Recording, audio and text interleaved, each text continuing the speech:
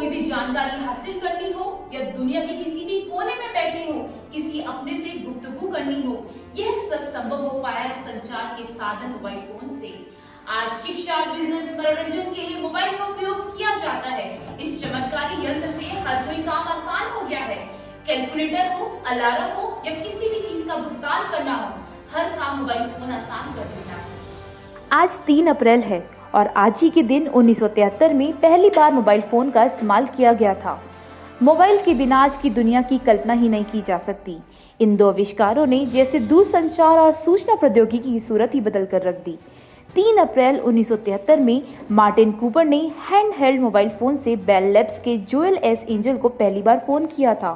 Cooper को आज के मोबाइल फ़ोन का जनक कहा जाता है। उस समय कूपर मोटोरोला कंपनी के लिए काम करते थे।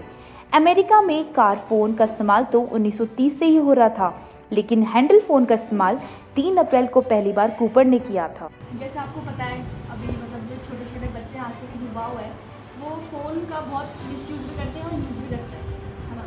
तो आपका इसमें क्या व्यू है? जैसे हम लोग परिवार में बैठे हैं, बच्चे लोग हमारे साथ होते हैं, फिर भी हमारे साथ होने के बाद वो फिजिकली हमारे साथ तो होते हैं, मगर मेंटली वो कहीं और ही होते हैं। तो इसमें आपका क्या पॉइंट ऑफ व्यू है, बताओ।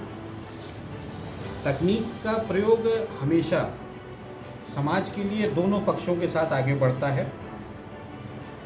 टेलीफोन जो शुरू हुए, उन्होंने समाज में एक नई क्रांति दी और उसी का और आगे बढ़ते बढ़ते मोबाइल फ़ोन समाज में आ गए और मोबाइल फ़ोन ने निश्चित रूप से सूचना क्रांति में, आईटी में और कम्युनिकेशन को जिस गति से आगे बढ़ाया है वो बेहतरीन है।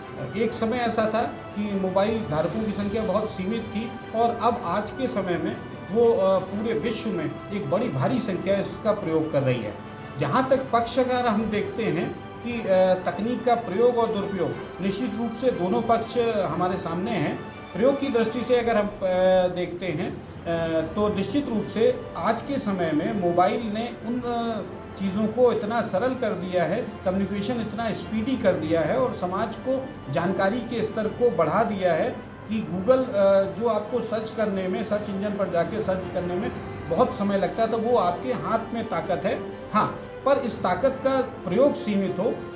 जो नई रिसर्च आ रही हैं उसमें इसके ज़्यादा प्रयोग करने के दुष्परिणाम भी समाज में हमारे सामने आने लगे हैं। शारीरिक रूप से, मानसिक रूप से उनका प्रभाव आपके ऊपर पड़ने लगा है और डॉक्टर्स भी इस पर बहुत काम कर रहे हैं कि हम इस जानकारी का या इस तकनीक का प्रयोग कैसे सीमित करें।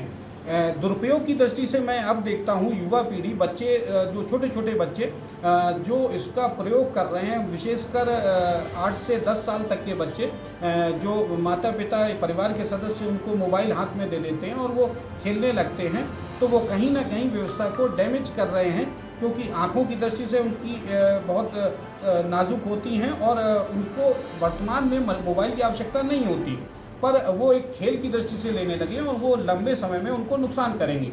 हाँ, जो युवा वर्ग है, जो हाई स्कूल या इंटर या पढ़ाई के स्तर पर जुड़ा हुआ है, उसके लिए ये तकनीकी बहुत सहायक है अगर वो इसका सही से प्रयोग करे और अपेक्षाकृत मैं अनुभव करता हूँ कि युवाओं ने इसका प्रयोग बेहतर किया है। शिक्षक होने के नाते इस तकनीक का प्रयोग हम लोगों ने भी इस बार बहुत बेहतर तरीके से करा और ऑनलाइन क्लासेस जो कंडक्ट हो पाई हैं प्रदेश में, देश में, उसमें इस तकनीक का महत्वपूर्ण भूमिका रही है और आज भी उस तकनीक को हम लोग एंजॉय करते हैं। क्यों?